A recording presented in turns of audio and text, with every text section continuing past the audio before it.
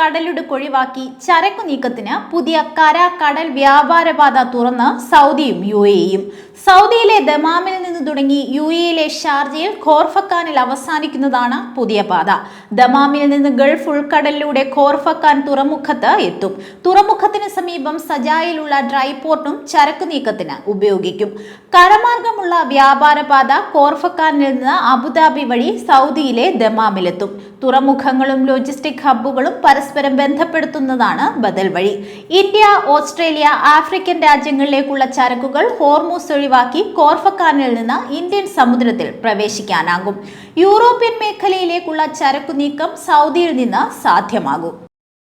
അമേരിക്കയും സഖ്യകക്ഷികളും സൈനിക സമ്മർദ്ദം കൂടുതൽ ശക്തിപ്പെടുത്തിയാൽ തന്ത്രപ്രധാനമായ ബാബൽ മാൻഡേബ് കടലിടുക്ക് ഉപരോധിക്കുമെന്നും അപ്രതീക്ഷിത യുദ്ധമുന്നണികൾ തുറക്കുമെന്നും ഇറാൻ മുന്നറിയിപ്പ് നൽകി.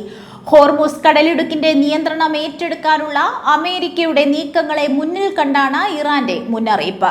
ഇറാൻ സൈനിക വൃത്തങ്ങൾ തസ്നീം വാർത്താ ഏജൻസിയോടാണ് ഇക്കാര്യം വ്യക്തമാക്കിയത്. അമേരിക്ക ഹോർമൂസ് കടലിടുക്കിൽ അനാവശ്യ ഇടപെടൽ നടത്തിയാൽ അതവർക്ക് പുതിയ പ്രതിസന്ധികൾ സൃഷ്ടിക്കുമെന്നും ഇറാൻ വക്താവ് കൂട്ടിച്ചേർത്തു.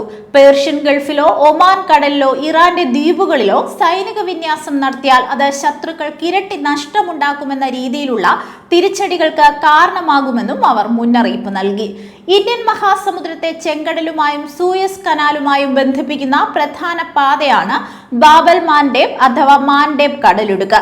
അറബിക് ഭാഷയിൽ ഇതിന്റെ അർത്ഥം കണ്ണുനീരിന്റെ കവാടം എന്നാണ്. അപകടം പിടിച്ച നാവികപാതയായതിനാലാണ് ഈ പേര് വന്നത്. ഇറാനിൽ നിന്നുള്ള വിനോദസഞ്ചാരികൾക്ക് അടുത്ത 6 മാസത്തേക്ക് യാത്രാവിലക്ക് ഏർപ്പെടുത്തി ഓസ്ട്രേലിയ. നിലവിൽ സാധുവായ വിസയുള്ളവർക്കും വ്യാഴാഴ്ച മുതൽ ഈ നിയന്ത്രണം ബാധകമാകും. വിസ കാലാവധി കഴിഞ്ഞാലും ഇറാൻ പൗരന്മാർ തിരികെ പോകാൻ സാധ്യതയില്ലെന്ന ആശങ്ക മുൻനിർത്തിയാണ് ആഭ്യന്തരമന്ത്രി ടോണി ബർക്ക് ഈ വിവാദ ഉത്തരവ് ഇറക്കിയത്. സർക്കാരിന്റെ ഈ പെട്ടെന്നുള്ള തീരുമാനം ഏതാണ്ട് 6800ഓളം ഇറാൻ വിസ ഉടമകളെ നേരിട്ട് ബാധിക്കും.